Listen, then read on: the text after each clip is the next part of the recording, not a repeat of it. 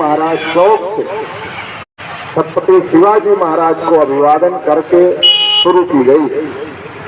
ये परिवर्तन यात्रा पूरे महाराष्ट्र में 204 विधानसभा क्षेत्रों में जाएगी और ओबीसी के लोगों को जागृत करने का काम करेगी। साथियों, देश की आजादी को 75 साल हो गए और 75 साल की आजादी के बाद हम लोग एक तरफ आजादी का अमृतोत्सव मना रहे थे, तो दूसरी तरफ बड़े दुख के साथ ये कहना पड़ रहा है कि जिस समाज की आबादी 52% है, मतलब आधे से भी 2% ज्यादा जिसकी आबादी है, आधे का मतलब 50% होता है और ओबीसी 52% है, मतलब आधे से भी 2% ज्यादा है। आधे से 2% ज्यादा हमारी आबादी है, इसके बावजूद भी हमें सड़कों पर फिरना पड़ रहा है, सड़कों पर घूमना पड़ रहा है कि देश में जानवरों की गिनती होती है मगर ओबीसी की गिनती नहीं। साथियों, आजादी के 75 साल में जिन लोगों ने सरकारें चलाई, जिन लोगों ने शासन किया, उन लोगों ने ओबीसी के साथ में नाइंसाफी किया और ओबीसी की गिनती नहीं किया और ओबीसी को संख्या के हिसाब से, संख्या के अनुपात में जो तमाम क्षेत्रों में हिस्सेदारी मिलनी चाहिए थी, वो हिस्सेदारी अभी तक नहीं मिली, क्योंकि ओबीसी समाज के लोग अपने हक अधिकार के लिए सड़कों पर नहीं आ रहे हैं, अपने हक अधिकार के लिए लड़ाई नहीं लड़ रहे हैं।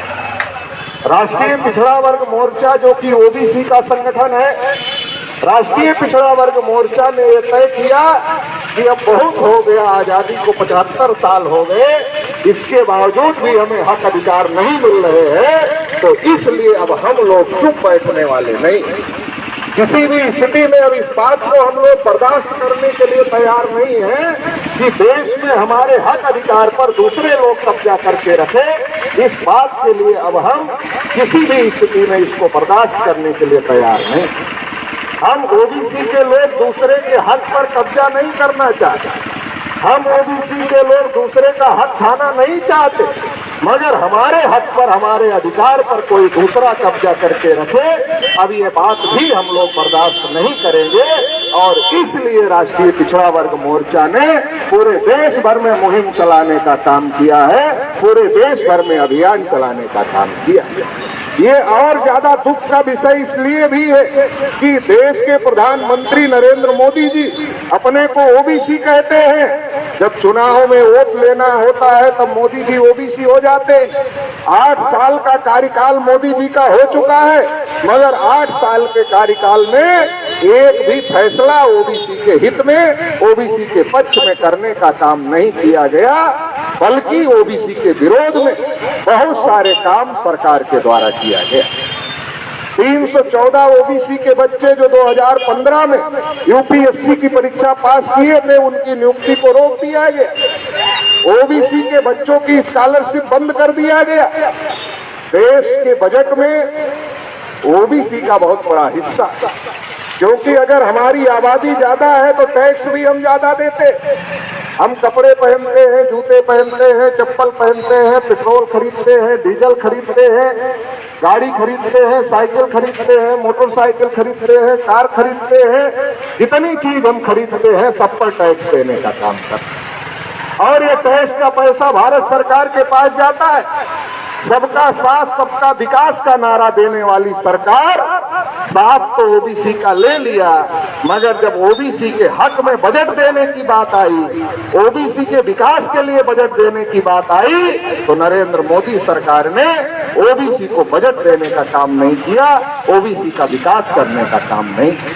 साथियों, बड़ा सवाल खड़ा हो जाता है कि जब खुद प्रधानमंत्री जी अपने को ओबीसी कहते हैं, तो फिर ओबीसी की समस्याओं का समाधान क्यों नहीं हो रहा है। जब इस बात की जानकारी निकाली गई, इस बात के बारे में पता लगाया गया, तो पता चला कि जो आरएसएस चलाने वाले ब्राह्मण लोग हैं, वो नरेंद्र मोदी को रोक कर रखा हुआ है कि तुमको गंगा में आरती उतारना है तो 1 घंटे की नहीं 1.5 घंटे की उतारो, लेकिन तुमको मन की बात करना है तो रेडियो पर मन की बात भी कर लो, लेकिन कभी भी ओबीसी की बात मत करो। 8 साल के कार्यकाल में मोदी जी आरती उतारते रहे, मन की बात करते रहे, मगर ओबीसी की बात अभी तक नहीं किया और इसलिए ओबीसी का सत्यानाश हो रहा है।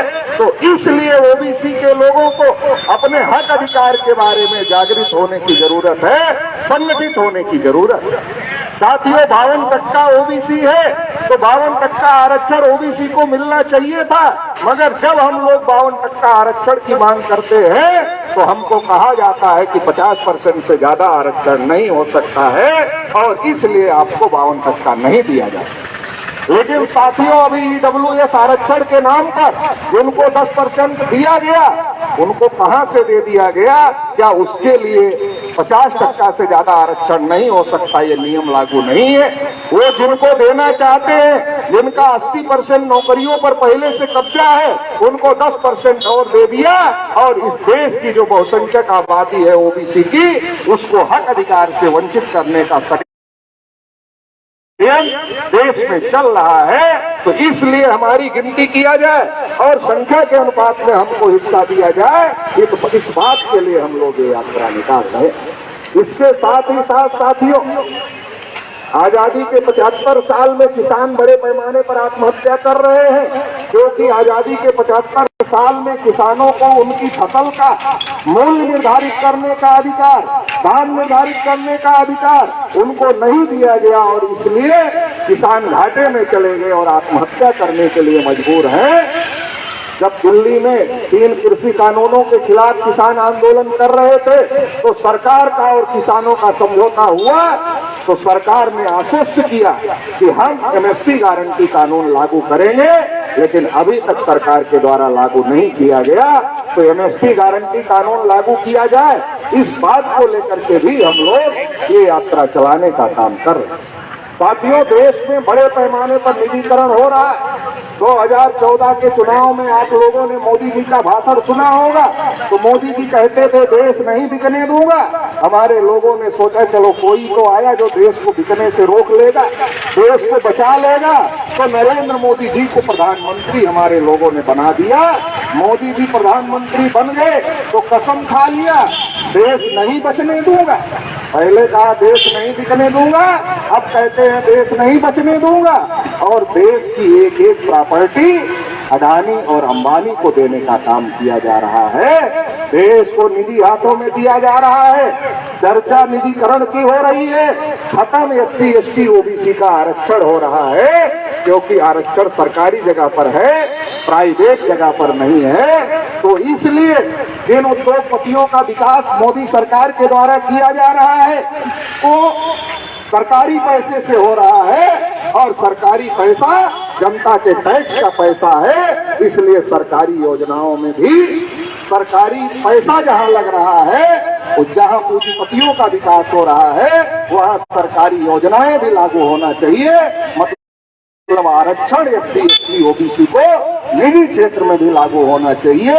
इस बात को लेकर भी हम लोग ये यात्रा चलाने का काम कर रहे हैं।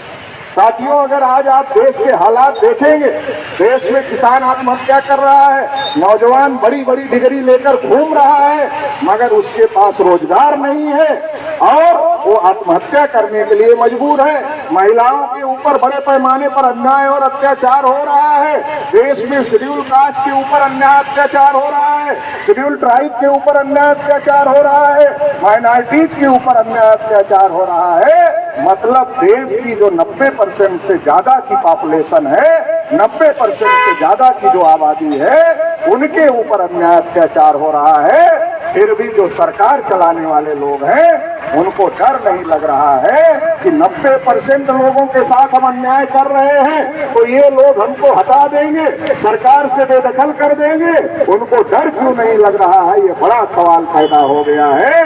क्योंकि चाहे अधिकारी हो, चाहे कर्मचारी हो, चाहे छोटा व्यापारी हो, सबके साथ अन्याय हो रहा है, लेकिन अन्याय करने वालों को कोई डर नहीं लग रहा है। उसका कारण ईवीएम मशीन।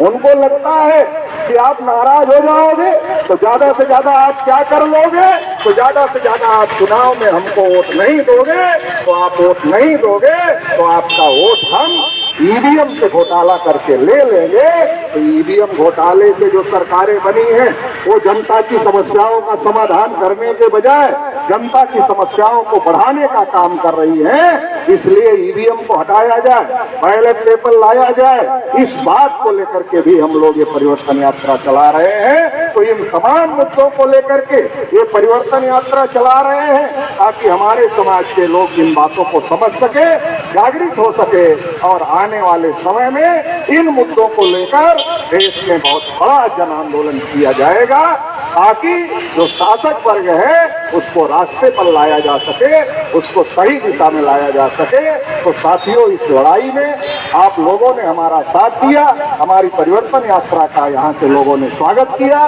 समर्थन किया, इसके लिए हम आप सभी के आभारी हैं। जो साथी हमारी आवाज सुन रहे हैं उन सभी से भी अपील है कि आज देश में संविधान खत्म करने की कोशिश हो रही है, लोकतंत्र खत्म करने की कोशिश हो रही है। इसलिए संविधान और लोकतंत्र को बचाने के लिए आप सभी को इस आंदोलन का समर्थन करना चाहिए और इस देश में संविधान और लोकतंत्र की रक्षा करना चाहिए।